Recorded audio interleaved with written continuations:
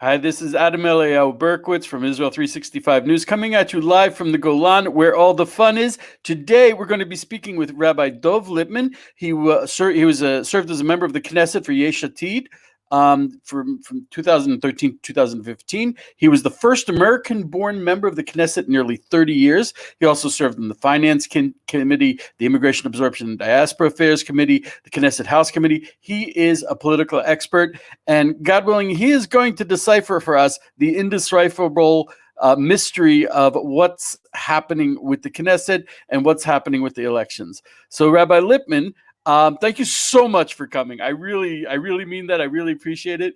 I've been following you on Facebook, and your posts are amazing. You are probably the only person who really understands what's happening in the maelstrom craziness which is upcoming to the elections. So if you could give us a rundown of what you think. But it's presumptuous for you to assume that I understand what's happening, but I'll try to answer the questions anyway.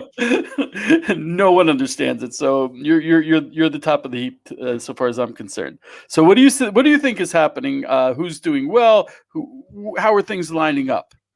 So the way I see it at the moment, and there's actually been a shift in my mindset and perspective, I see at the moment option number one in terms of the result of the election being Netanyahu forming a coalition. I see the numbers of Likud, which will be anywhere between 30 to 33, and especially if at the things get better in terms of Corona, the numbers will go even higher. Add that together with how the Haredim are polling, how Yamina, Naftali Bennett is polling, and now add the Bezalel Smotrich, the religious Zionist party, into the mix. That, the way I see it right now, is the clearest, not easy, but clearest path towards 61. So you're saying, just to explain to the people who might not understand how a coalition actually comes together, you're saying that all those people would be joining with Netanyahu. So what I'm saying right now is Likud obviously supporting Netanyahu for prime minister.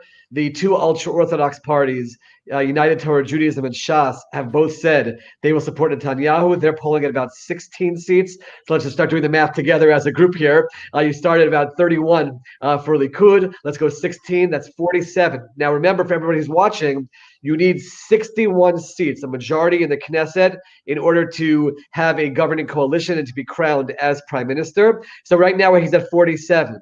You add in the new religious Zionist party, which is polling in almost every single poll now at about 4 seats, which means that it's teetering on the election threshold. You must get 3.25% to get into the Knesset. That's about 4 seats. But add those 4 seats for a moment. Now you're at 51 seats. All Netanyahu is at that point is 10 short. Yamina, which is a right-wing party led by Naftali Bennett, has said that Bennett is their candidate for prime minister. But if that opportunity is sitting in front of them, and Netanyahu has to bring them in to reach 61, and Bennett is able to become defense minister, and Ayelet Shaked is able to become justice minister, and they're able to move forward with a lot of their agenda items because they're the kingmakers, that is the path right now towards 61. So I have I'm wondering, Benny Gantz, wasn't he supposed to be prime minister? So shouldn't he be a major factor in this recipe? Let's go back for a moment and remember that in the previous 3 election cycles in Israel, we love democracy. We celebrate democracy, and therefore we have elections every few months. So in the last 3 elections that we had in the last 2 years, Benny Gantz was the alternative to Netanyahu. It was very much a yes Netanyahu or no Netanyahu election, which, by the way, this one is as well.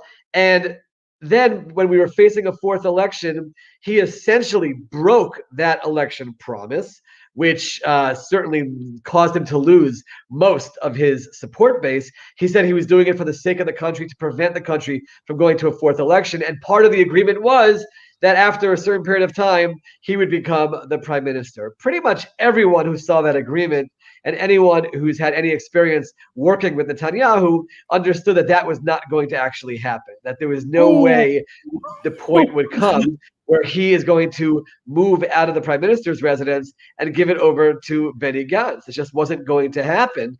There's a lot of discussion about Netanyahu, and I'm not here to praise or not praise someone. I will say, from my experience working with him, he really does believe that he is the only one at this point in time and the right person to secure Israel and help Israel, and therefore he's not going to give over the reins to somebody else.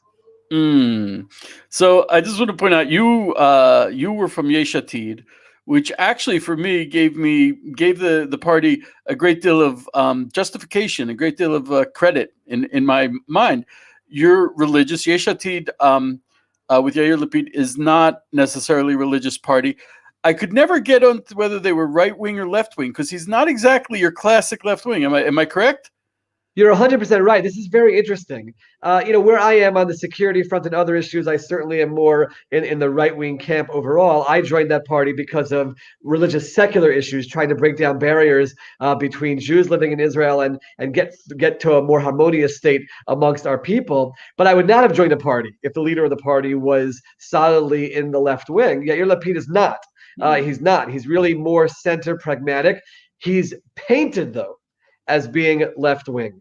And he's not been able to really get out of that description. By the way, that is going to play a role after this election as well, as the anti-Netanyahu camp tries to form a coalition. One of the challenges they're going to have is the view that people have of Yair Lapid as left wing, which Netanyahu, by the way, will pound away at for the next 7 weeks.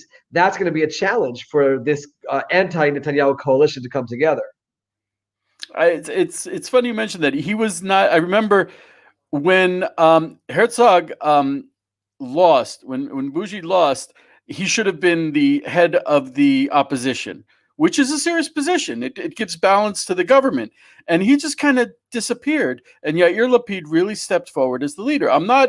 I to be honest, I haven't voted for Yair Lapid or Yesh Atid. But I appreciated what he was doing. I thought he was fulfilling what he saw as his role in the government. I appreciated that. He also built this to be, this I know from the inside, having been part of it. He built a really strong ground game, as they call it, real retail politics with over 120 branches around Israel with activists. And that's what you need for longevity in politics, to have that support base. And he really has had that. And to be frank, regardless of how people want to paint him, he is a good guy. And he is a person who means well. We can disagree ideologically about a lot of issues, but I think people see that.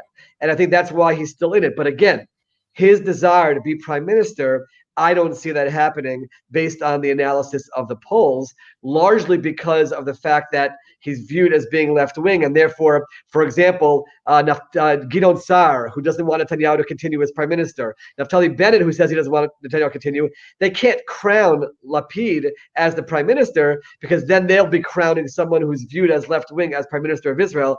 They can't do that as two people who view themselves as the heir to taking over the right wing in Israel. Dov, how does the trial against the prime minister affect the upcoming election?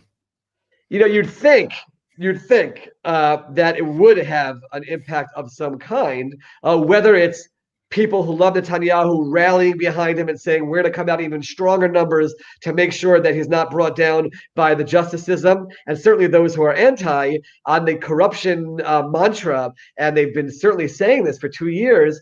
But the camps seem to be very, very divided. Those who are anti-Netanyahu are anti-Netanyahu. Those who are pro, and I see no swaying whatsoever. Remember, he's already been under indictment during a trial. This is not a new development. So there's no new information that's going to come out, which is all of a sudden going to bring people one way or the other on Netanyahu. So at the moment, I don't see it actually having an impact at all. Okay. Can I ask you, I'm going to ask you a question that's really like in your face, no beating around the bush. Netanyahu has made at least overtures to Judea and Samaria, what some people refer to as the settlers, also issues concerning the Temple Mount. He's made overtures, and we were, in my opinion, blessed with a very friendly American government for 4 years. And the next government is not going to be so friendly, I don't think, to Israel. Do you think Netanyahu is going to continue to stand strong and actually even make moves forward for Judea, Samaria, and the Temple Mount without the U.S. support? First of all, a lot of it depends on what the government is. Let's remember that if he has a government construct, which is Likud, Yamina, religious Zionists, and the Haredim, the ultra-Orthodox, then he will have a little bit more freedom to move on those issues. I think he's going to be cautious, and I'll tell you why. The number one issue that we have in terms of the new American administration doesn't really relate to the Palestinian issue. We know that, for example, on the security front here, the Senate, which is a democratically led Senate, just voted 97-3 to keep the embassy in Jerusalem. They're not going to undo that. I don't think there's going to be so much movement. And remember, people realize that there's not a lot of room to move on the Palestinian issue in terms of any kind of negotiations. The number one concern that we have relates to Iran. And that is where the Biden administration has said openly that they plan on making moves on that front.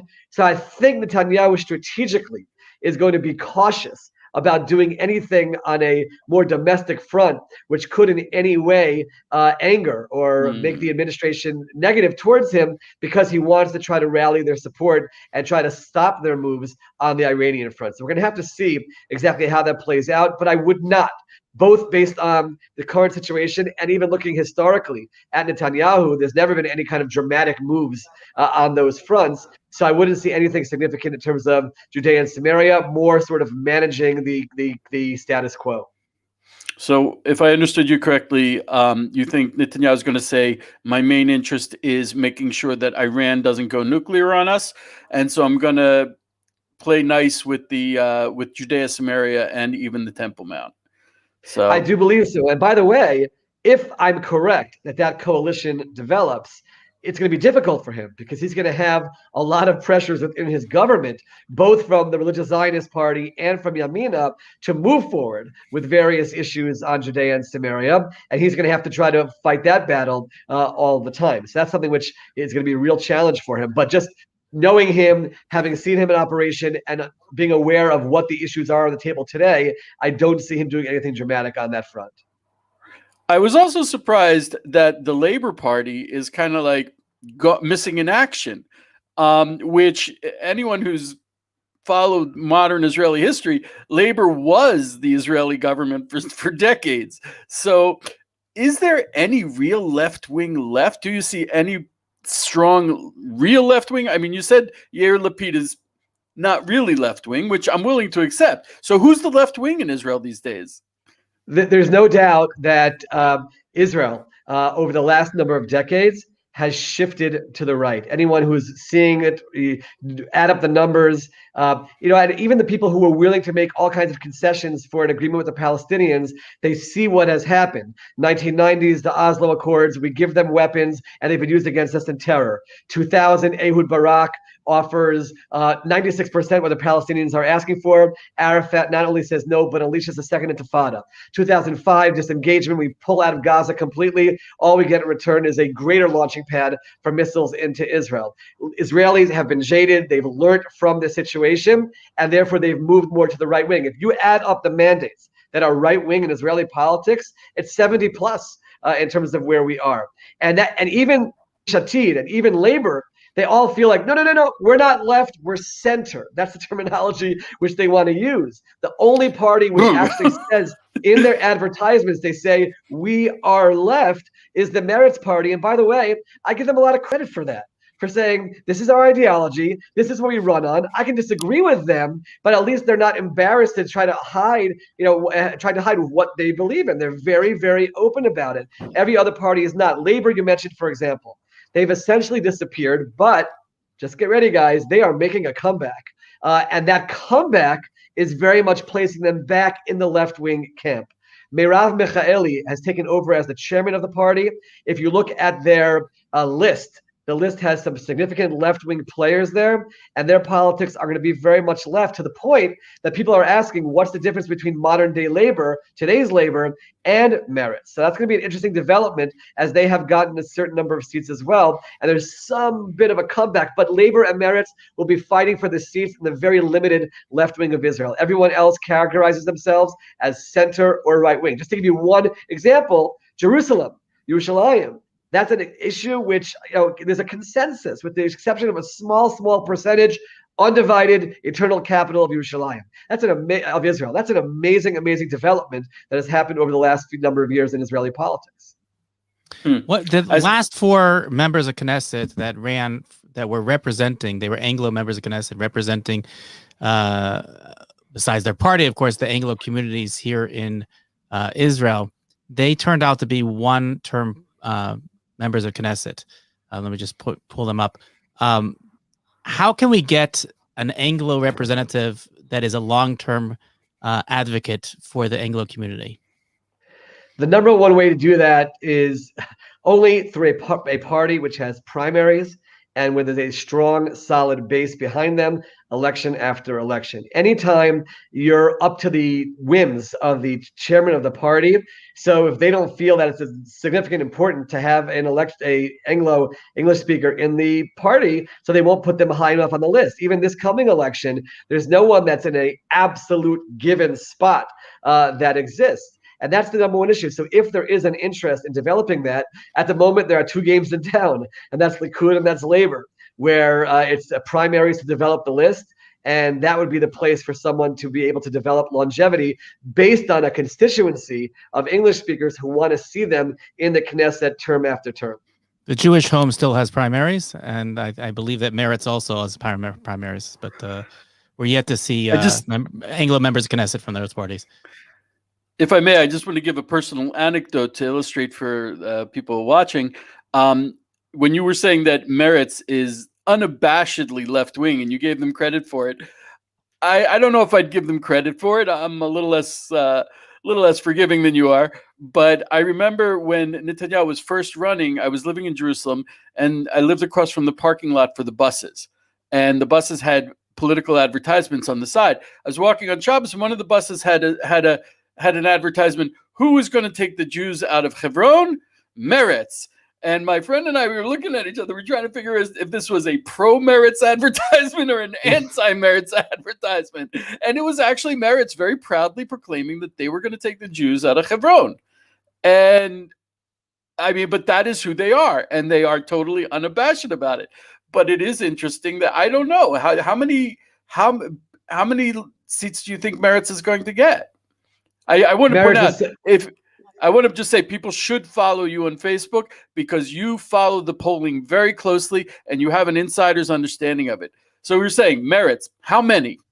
It's going to be very interesting because Meretz had been polling at about 5 or 6 seats, but because of the new development of Labor on the scene and strong and also very much towards the left, it is very possible that one of those two parties will find themselves under the threshold. This is very interesting about this election. You have a few parties on the center to the left. You have blue and white. They are teetering around the threshold. You have Labor and you have Meretz. And if any of those go below the threshold, remember, those votes are lost. So if they get 3 seats instead of 4 seats, that's 3 mandates, which are now divided up amongst the rest of the parties and is very, very helpful towards the right wing. I should mention, I told you before that number one possibility is this Netanyahu coalition. Number 2 option in my mind is a 5th election, and that's significantly a possibility. And number 3, and a very, very far 3, is that somehow all these anti-Netanyahu parties can find a way to come together, but that would require extreme right-wing and extreme left-wing to sit together, and that's why I view that as a very far third. Dov, you've been working on something, it's not directly connected with politics, but it's definitely political, on something here in Israel today, recently, that there are a lot of Israelis, for the first time in its 70 years plus years of the creation of the state, that are actually locked out of their own homes. They cannot come home. What are you doing to help them? Where is that holding as far as allowing Israelis back into the country in these times of Corona? I'm rarely extremely, extremely critical of our government, but in this particular case, I believe that an injustice has been done. People who traveled legally, they traveled legally to overseas to visit family that was ill, to go to funerals for livelihood. That's their business, and now they're not able to come in. We're working very hard to pressure the government for, first and foremost, change that decision. I'm totally fine if they say you must come back and go to a Corona hotel to make sure that we're keeping our country safe. That I can understand, but you have to let people back into the borders. We are working very hard with the ministers and the committees that have been set up to approve people for return, literally spending the last 2 weeks, day and night, on this process as we're just fighting for people to have the right to come home. We've also petitioned the Supreme Court about it, saying that it's illegal for the country to take this action. How can you deprive a person of the right to come home when they left the country illegally? It's also illegal to deprive airplane companies from flying if they want to fly, because these people are getting approvals after we fight really hard and they have no flights to come back on because the flights are canceled. So it's been a the suspension of the law of return, I think, was also a big issue.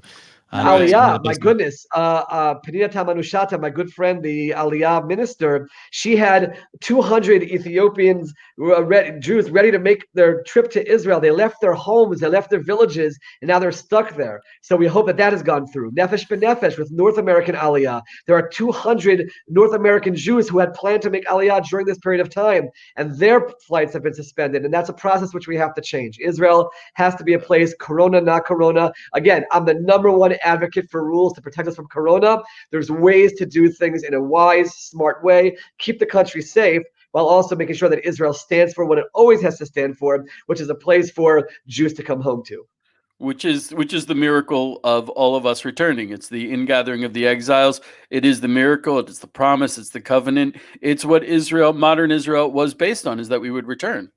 100%. I tell everyone, by the way, even when I'm dealing with this very difficult situation, whatever it is, whatever challenges, my goodness, what a blessing that these are our challenges. What our great, great, great grandparents would have given up for these to be our challenges as we navigate a Jewish state in the land of Israel in the 21st century. So I always zoom out whenever I'm dealing with the difficult situations and remind myself of the blessing that we are living in times where prophecies are coming true before our eyes, the ingathering of the exiles, the reflourishing of the land. And it's always important to keep that perspective.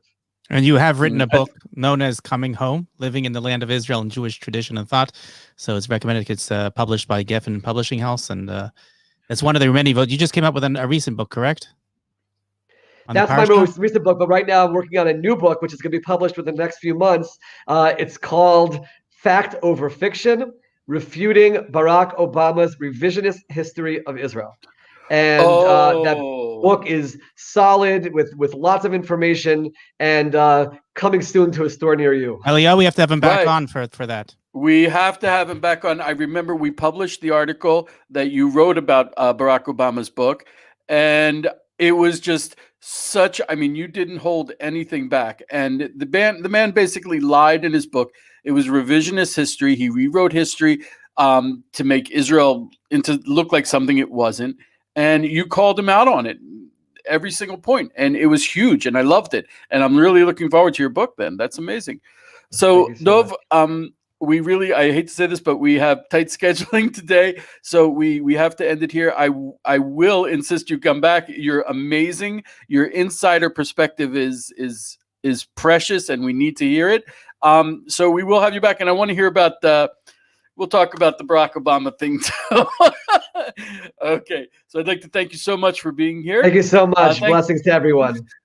Thanks to all our viewers for joining us. And if you bless us, we have to bless you back. That's the way it works. That's the way it's written. So thank you for joining us. Be blessed. Have a great day.